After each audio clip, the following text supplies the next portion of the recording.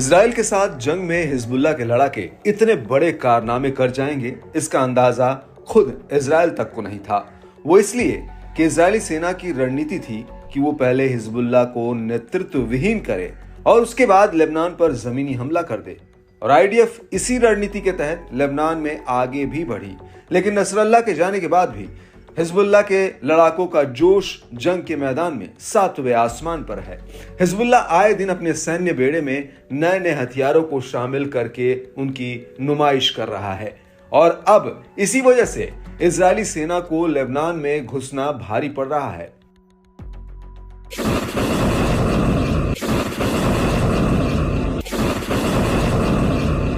दरअसल हिजबुल्लाह के हमलों की वजह से इजराइल पर दो तरफा मार पड़ी है। पहली तो जंग के मैदान में और दूसरी इजराइल के भीतर हिजबुल्लाह की मिसाइलें और ड्रोन तबाही मचा रहे हैं।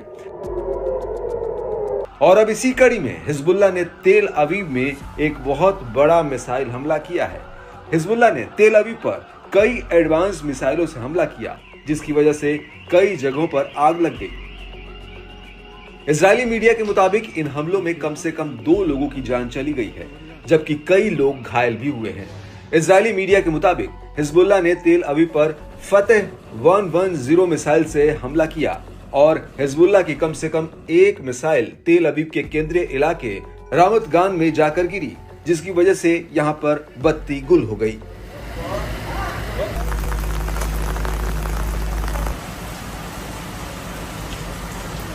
वहीं तेल अवीव के पूर्व में बनी ब्राक इलाके में मिसाइल हमले की वजह से एक बस में आग लग गई।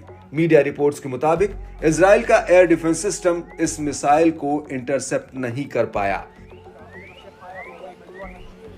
De Ramat Gan, l'électricité semble être revenue, du moins on n'a pas la...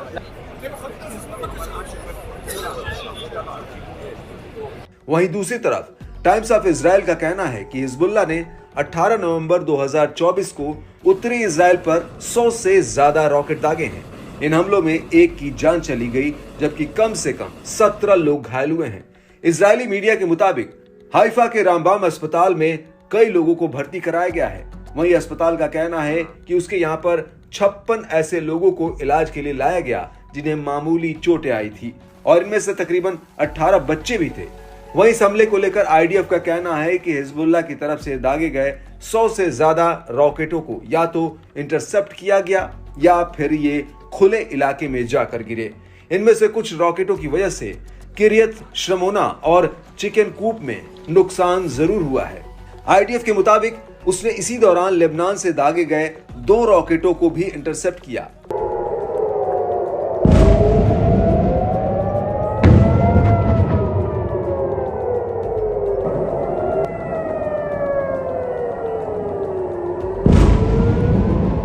लेकिन इस सब के बीच आईडीएफ को लेबनान में भी बहुत बड़ा झटका लगा।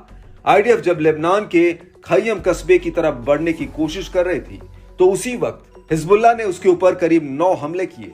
आईडीएफ की 210वीं डिवीजन इस इलाके में आगे बढ़ने की कोशिश कर रही थी, लेकिन हिजबुल्लाह की तरफ से उसे कड़ा जवाब मिला। लेबनानी न्यूज एजेंसी अल मयादीन के मुताबिक हिजबुल्लाह के लड़ाकों ने इस दौरान आईडीएफ के ऊपर मशीन गन और रॉकेट प्रोपेल्ड लॉन्चरों से हमला कर दिया।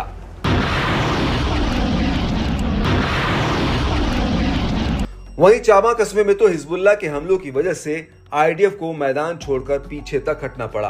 अल मयादीन के मुताबिक चामा में हिजबुल्लाह के हमलों में आईडीएफ के 5 जवान मारे गए, जबकि 30 जवान घायल हुए हैं। इसके अलावा आईडीएफ को 2 टैंकों का भी नुकसान हुआ है। अल मयादीन के मुताबिक चामा में आईडीएफ पर हमला करने से पहले हिजबुल्लाह ने उसे अपने जाल में फंसाया और आगे बढ़ने दिया, और जैसे ही आईडीएफ रडार पॉइंट पर पहुंची, वैसे ही हिजबुल्लाह के लड़ाके उसके ऊपर टूट पड़े।